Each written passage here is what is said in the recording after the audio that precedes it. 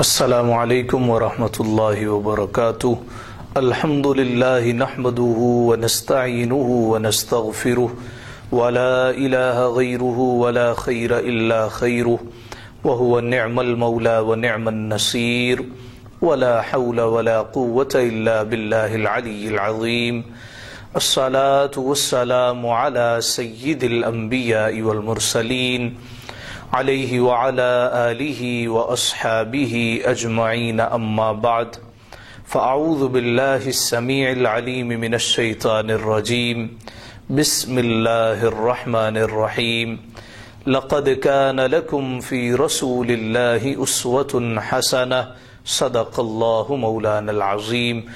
اللهم صل على سيدنا ومولانا محمد وعلى آل سيدنا ومولانا محمد وبارك وسلم وصل عليه صلاة وسلاما عليك يا سيدي يا سيدي يا رسول الله وعلى آلك وأصحابك يا سيدي يا أنيس الغريبين۔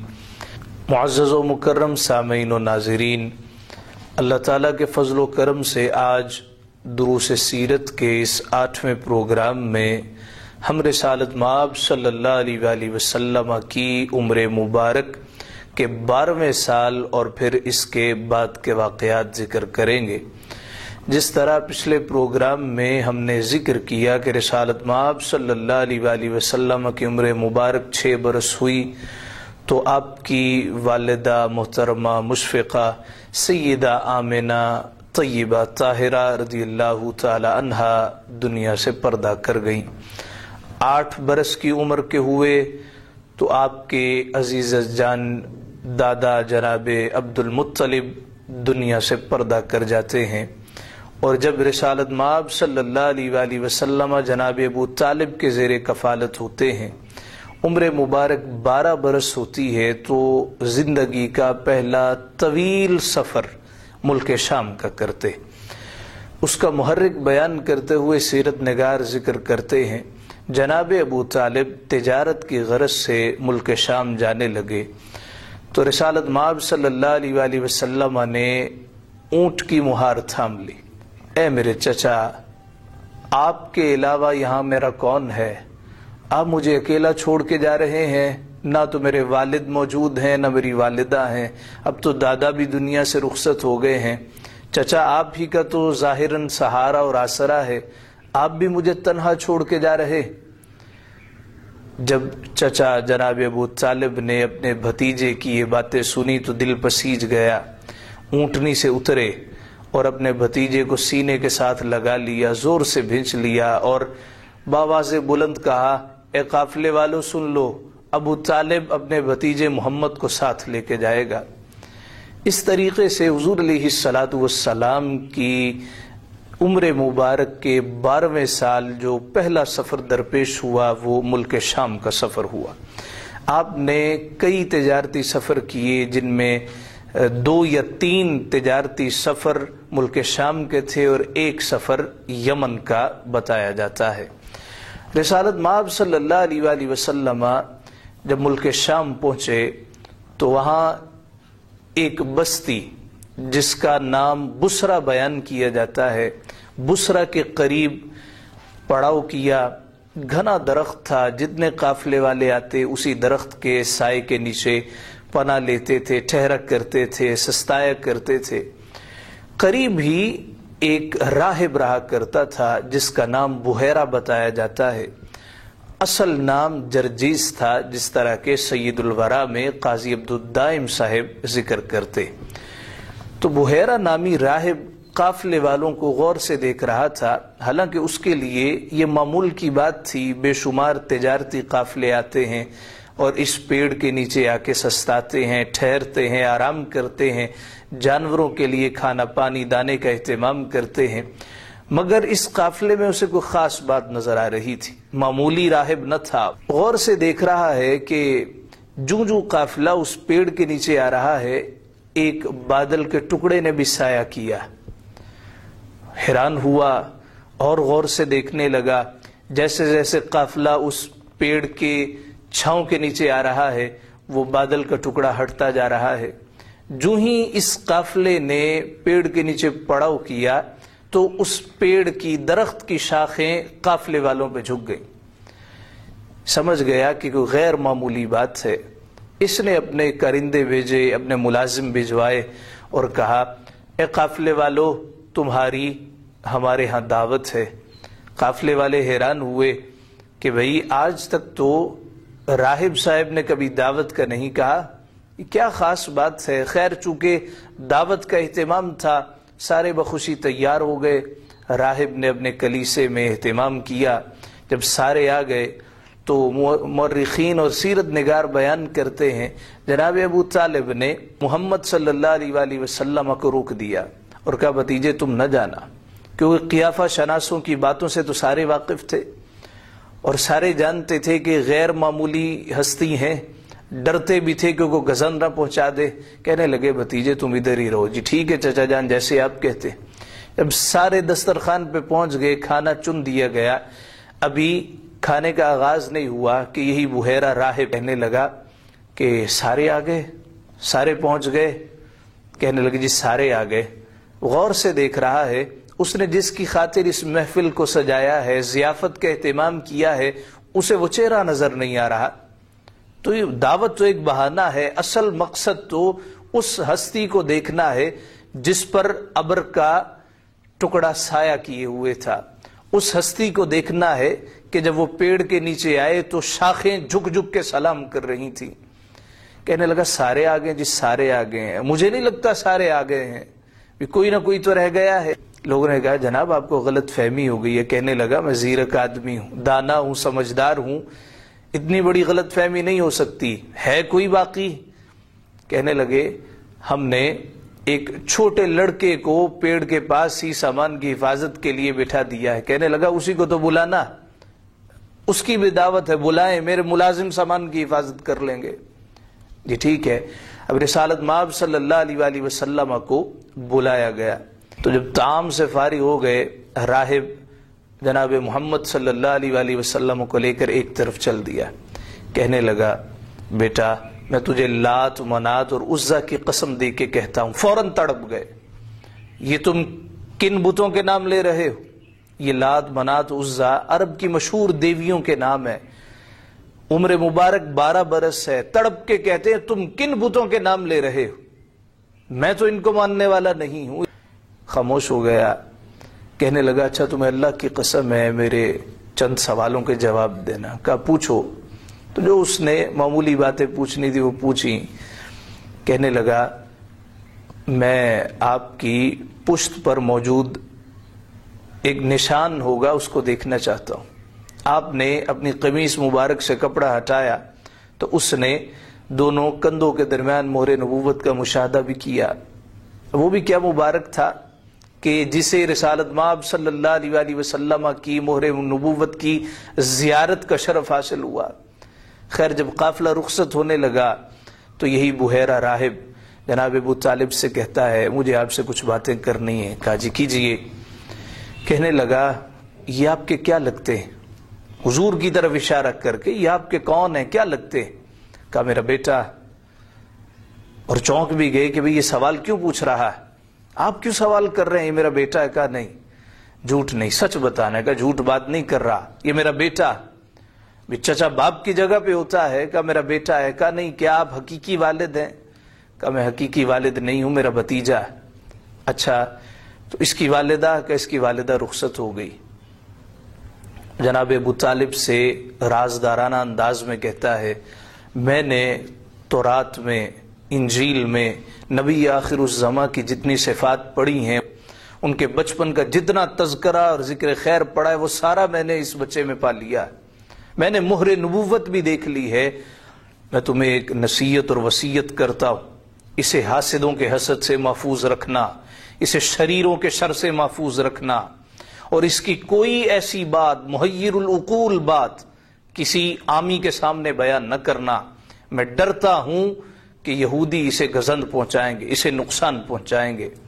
جناب ابو طالب اس بات میں سر ہلا دیتے ہیں اور آپ قافلے کے ہمراہ پھر تجارت کے لیے ملک شام کی حدود میں داخل ہوتے ہیں. وہاں سے پھر مکہ مکرمہ واپس روانہ ہو جاتے ہیں۔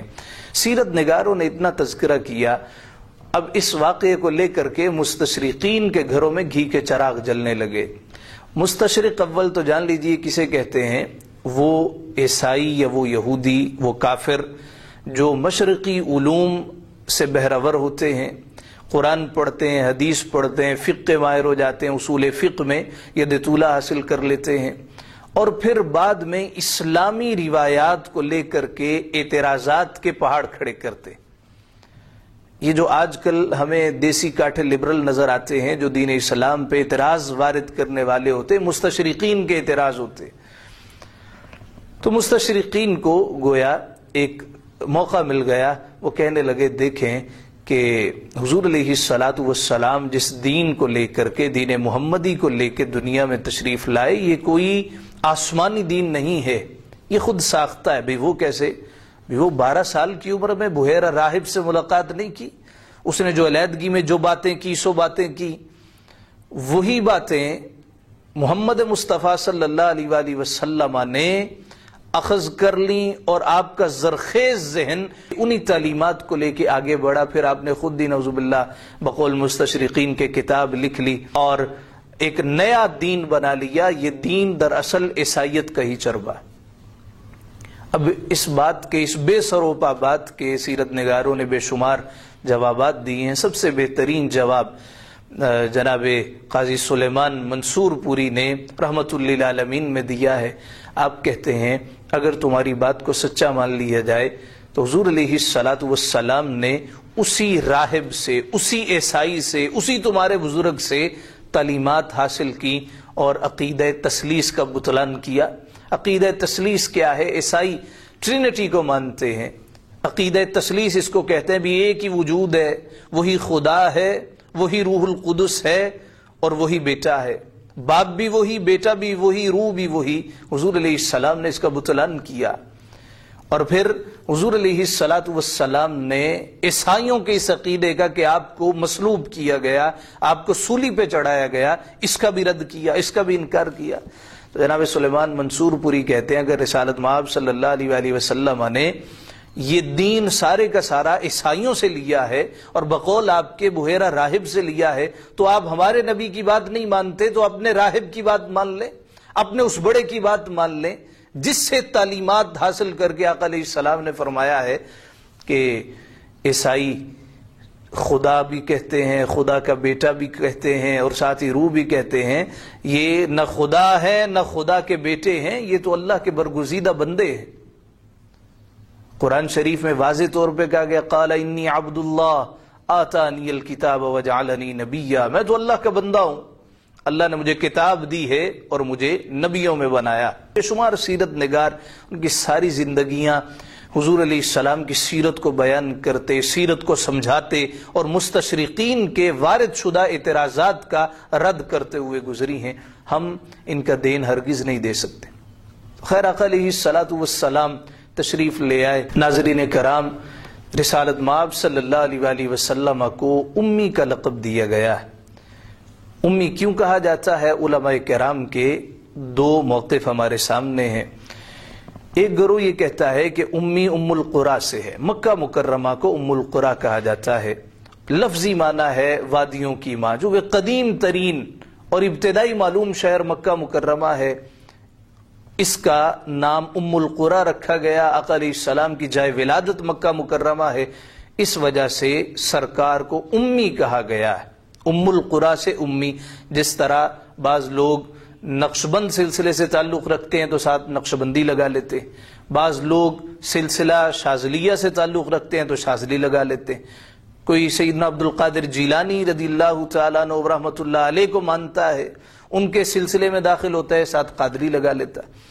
تو آقا علیہ الصلوۃ والسلام چونکہ مکہ میں پیدا ہوئے، جس کو ام القریٰ کہا جاتا ہے، اس وجہ سے امی کہلائے، جبکہ اکثریت کے نزدیک امی کا معنی ہے وہ ہستی جو لکھنا پڑھنا نہ جانتی۔ اب یہ بھی ایک مشہور اعتراض ہے جی لکھنا پڑھنا نہیں جانتے تھے، حالانکہ یہ بات کہ لکھنا پڑھنا نہیں جانتے تھے ہرگز قابل قبول نہیں ہے۔ امی کا معنی یہ ہے جس کا دنیا میں کوئی استاد نہ ہو۔ حدیث پاک آقا علیہ السلام صحابہ کو بتایا کرتے تھے سین کا دندانہ اس طرح لمبا لکھا کرو، حضور علیہ السلام بتایا کرتے تھے، تو جو خود بتایا وہ لکھنا پڑھنا نہیں جانتا۔ پہلی وحی نازل ہوئی جناب جبریل امین غار حرا میں حضور علیہ السلام کے قریب، اقرا محبوب پڑھیے۔ حضور کہتے ہیں بھی ما انا بقاری، میں پڑھنے والا نہیں ہوں۔ بعض لوگوں نے کہا جی لکھنا پڑھنا نہیں جانتے تھے اس لیے نہیں پڑھا۔ بھی آپ کو کوئی کہے پڑھو اقرا تو آپ کہیں گے نا بھی کیا پڑھوں، کچھ لکھا ہے تو پڑھوں۔ اب جناب جبریل کہہ رہے ہیں پڑھیے، بھی کیا پڑھوں؟ پھر کہتے ہیں اقرا پڑھیے، ما انا بقاری، میں پڑھنے والا نہیں ہوں، بھی کیا پڑھوں؟ پھر تیسری دفعہ جب کہتے ہیں اقرا بسم ربک الذی خلق، پڑھیے اپنے رب کے نام سے جس نے پیدا کیا۔ حضور نے کہا ہاں اب میں پڑھتا ہوں۔ تو یہ کہنا جی لکھنا پڑھنا نہیں جانتے تھے، یہ عقل کے خلاف ہے۔ حضور علیہ السلام سے بڑھ کے عالم فاضل شاید ہی کائنات میں کوئی آیا ہو۔ تو امی کہنے کی وجہ کیا ہے اور امی بنانے کی وجہ کیا ہے؟ امی کا معنی اور مفہوم یہ ہے کہ دنیا میں جس کا استاد نہ ہو۔ حکمت یہ ہے کہ محبوب کائنات میں اگر تمہارا کوئی استاد ہے تو پروردگار عالم ہے۔ اور امی بنانے کی وجہ یہ بھی ہے کہ کوئی یہ نہ کہے کسی استاد سے سیکھ کے قرآن مجید کو تحریر کر دیا، کسی استاد کی تعلیمات سے آپ نے دین محمدی کو ایجاد کر لیا، اس وجہ سے آپ کو امی کا لقب دیا گیا۔ سامعین محترم، سرکار دو عالم صلی اللہ علیہ وآلہ وسلم کو بچپن سے بتوں سے نفرت تھی۔ بحیرہ راہب کا بھی ہم نے ذکر کیا کہ جب اس نے لات منات اور عزا کی قسم دی تو آقا علیہ السلام نے فرمایا خبردار، ان بتوں کے نام بھی میرے سامنے لیے، یہ تم کن کی قسمیں مجھے دے رہے ہو؟ ابتدا سے ہی حضور علیہ السلام نے بتوں سے نفرت کی، شرک کا قلع کما کیا، نہ صرف قول سے بلکہ عمل کے ساتھ۔ جناب ام ایمن کہتی ہیں کہ ہمارے ایک بہت بڑا بت ہوا کرتا تھا، اس کا نام بوانا تھا۔ تو جناب ابو طالب، گھر والے اور ان کی ساری پھوپھیاں سال میں ایک مرتبہ لازمی وہاں حاضری دیا کرتی تھی۔ ایک مرتبہ کنبے والے تیار ہو گئے کہ آئیں بھئی ہم بوانا بت کے آستان پہ چلتے ہیں، وہاں جا کے چڑھاوے چڑھائیں گے، میلے ٹھیلے لگیں گے۔ تو حضور علیہ السلام سے بھی کہا گیا جی آپ بھی چلیں۔ آقا علیہ السلام نے انکار کر دیا اور آپ نے فرمایا کہ میں تو جانے والا نہیں ہوں، یہ سیرت الحلبیہ میں ہے۔ تو جب پھوپھیوں نے ناراضگی کا اظہار کیا اور کہا تم ہماری بات ہی نہیں مانتے، پہلے بھی تجھے کتنی دفعہ کہا ہے فلاں بت کے پاس چلتے ہیں، فلاں بت کے پاس، تم تیار ہی نہیں ہوتے، آج تو لے کے جائیں گے۔ جب انہوں نے زبردستی کی تو آقا علیہ السلام بادل نخواستہ تیار ہو گئے۔ جب اس بت کے سامنے پہنچے تو کانپنا شروع ہو گئی، کپ کپی طاری ہو گئی۔ جب کنبے والوں نے دیکھا تو یہ بھی ڈر گئے، قریب آئے، مل لذیذ ہاک، آپ کو کیا ہوا، آپ کیوں دہشت زدہ؟ آواز نہ نکلتی تھی۔ جلدی جلدی گھر لے آئے، کچھ کھلایا پلایا، تھوڑا سکون ہوا، تسلی دی، کہا بیٹا خیریت ہے، کیا ہوا، یہ طبیعت کو کیا ہو گیا؟ کہا جو ہی میں بت کے سامنے گیا ایک بہت بڑے چہرے والا کے سامنے آیا اور اس نے کہا اے محمد خبردار ان بتوں کے سامنے نہیں آنا۔ تو میں اس کے وجود کو دیکھ کے ڈر گیا، لرزہ طاری ہو گیا۔ آقا علیہ السلام کی عمر مبارک بتوں سے یکسر پاک ہے، آپ کے آباء و اجداد میں سے کبھی کوئی بت پرست نہیں ہوا۔ یہاں ضمناً ایک بات ذکر کرتا چلوں، بعض لوگ جناب ابراہیم علیہ السلام کے حوالے سے کہتے ہیں کہ ان کے والد تو بت پرست تھے۔ قرآن شریف میں وَإِذْ قَالَ إِبْرَاهِيمُ لِأَبِيهِ آزَرَ تَتَّخِذُ أَصْنَامًا آلِهَةً کہ اللہ پاک نے فرمایا، اور یاد کرو جب ابراہیم نے اپنے اب سے کہا، آزر سے، کہ آپ بتوں کی پوجا کر رہے ہیں تو کوئی نفع نقصان دینے والے نہیں۔ تو لوگوں نے اب کا معنی یہ لے لیا جناب ابراہیم کے والد بت پرست تھے، حالانکہ جناب ابراہیم کے والد کا نام تو طارق تھا۔ یہ آزر جناب ابراہیم کے چچا تھے، اور عرب میں چچا کو بھی اب کہا جاتا ہے، چچا کو اب کہا جاتا ہے۔ حضور علیہ السلام کے آباء و اجداد میں کبھی کسی نے بت پرستی نہیں کی۔ حضور نے خود فرمایا میرے آباء و اجداد کبھی زناکاری پہ جمع نہیں ہوئے، میرے آباء و اجداد نے کبھی بدکاری نہیں کی۔ دوستان محترم، رسالت مآب صلی اللہ علیہ وآلہ وسلم کی عمر مبارک 13 برس ہوئی تو مکہ مکرمہ میں بکریاں چرایا کرتے تھے۔ بچپن میں اپنے رضائی بہن کے ساتھ، رضائی بھائی کے ساتھ بکریاں چراتے تھے۔ جب عمر مبارک 13 برس کی ہوئی تو مکہ مکرمہ میں بکریاں چرانا شروع کر دی۔ آقا علیہ الصلوۃ والسلام نے ارشاد فرمایا میں بکریاں چراتا تھا اور مجھے اتنے قیرات ملتے تھے۔ تو حدیث پاک کے الفاظ ہیں ما بعث اللہ نبیا الا رعى الغنم، اللہ نے کوئی ایسا نبی نہیں بھیجا جس نے بکریاں نہ چرائی۔ ہمارے بزرگوں کا طریقہ رہا ہے کہ جب بھی کبھی موقع ملے بکریاں چرایا کرتے تھے کہ مصطفیٰ کی سنت پہ عمل ہو جائے، انبیاء کی سنت ایک دفعہ زندہ ہو جائے اور ہمیں حضور کی سنتوں کو زندہ کرنے والوں میں لکھ دیا جائے کہ فرمایا گیا جو اس وقت میری ایک سنت پہ عمل کرے گا، جب لوگ سنت کے تارک ہو جائیں گے اللہ 100 شہیدوں کا ثواب عطا کرے گا۔ اس کی یا رسول اللہ انت یا رسول اللہ، آپ بھی بکریاں چراتے تھے؟ حضور علیہ السلام نے فرمایا نعم وَأَنَا رَعَيْتُهَا عَلَى قَرَارِيطَ لِأَهْلِ مَكَّةِ، حضور نے فرمایا ہاں میں بھی قراریت کے عوض اہل مکہ کی بکریاں چرایا کرتا تھا۔ قراریت یہ ایک وزن ہے، 200 ملی گرام کا ایک قیرات ہے۔ بعض لوگوں نے کہا قراریت یہ مکہ میں کسی جگہ کا نام ہے، لیکن ہم نے کسی جگہ کا نام قیرات مکہ میں نہیں پایا، نہ قیرات ہے نہ قراریت ہے، نہ ہی کتابوں میں اس کا تذکرہ ملتا ہے اور نہ ہی محقق سیرت نگاروں نے اس کی طرف میلان کیا ہے، جبکہ حدیث پاک سے یہ واضح ہوتا ہے کہ حضور علیہ الصلوۃ والسلام ایک بکری ایک قیرات کے عوض چرایا کرتے تھے۔ تو ابتدا سے ہی سرکار دو عالم صلی اللہ علیہ وآلہ وسلم نے امت کو یہ درس دیا ہے۔ اس میں ہم سب کے لیے سبق ہے، جو کسی بھی کام کو جی یہ ہلکا کام ہے میں نہیں کر سکتا، ہم میں سے جو 4 لفظ پڑھ جاتے ہیں 2 ڈگریاں حاصل کر لیتے ہیں، وہ کہتے ہیں نہیں جی یہ کام میں کیوں کروں، مجھے تو وائٹ کالر جاب چاہیے۔ اللہ کے نبی محبوب خدا بکریاں چرا رہے ہیں، سرداروں کے بیٹے، سرداران قریش میں سے ہیں، عظیم خاندان، عظیم بیٹا، اتنی عظمتوں برکتوں والا شرف والا بکریاں چرا رہا۔ یہاں پہ ایک بات بڑی قابل توجہ ہے، لوگ کہتے ہیں جی دیکھیں تو بکریاں چرانے والے تھے، بھی یہ بکریاں چرانے والے ہی بعد میں مکہ کے فاتح ہو جاتے، یہی معراج پہ جاتے ہیں اور جا کے اللہ سے ہم کلام ہو جاتے۔ حضور علیہ الصلوۃ والسلام کے تمام اعمال مبارک امت کی تعلیمات کے لیے ہوا کرتے تھے۔ سامعین محترم، رسالت مآب صلی اللہ علیہ وآلہ وسلم کی عمر مبارک جب 14 برس کی ہوئی تو حرب فجار کا واقعہ پیش آیا۔ بڑا اہم واقعہ ہے، یہ کیا تھا اور اس میں رسالت مآب صلی اللہ علیہ وآلہ وسلم کی شمولیت کیسی تھی اور سیرت نگار اس کو اپنی سیرت کا حصہ کیوں بناتے ہیں، اس پہ انشاءاللہ العزیز اگلے پروگرام میں ہم گفتگو کریں گے۔ آج کے پروگرام کا وقت اپنے اختتام کو پہنچا، ہمیں ابریشم کی پوری ٹیم کو اجازت دیجیے، انشاءاللہ العزیز اگلے پروگرام میں رسالت مآب صلی اللہ علیہ وآلہ وسلم کی عمر مبارک کے 14ویں سال اور اس کے بعد کا ذکر خیر کریں گے۔ تب تک کے لیے اجازت دیجیے، اللہ رب العزت ہمارا آپ کا حامی و ناصر ہو، وآخر دعوانا ان الحمد للہ رب العالمین۔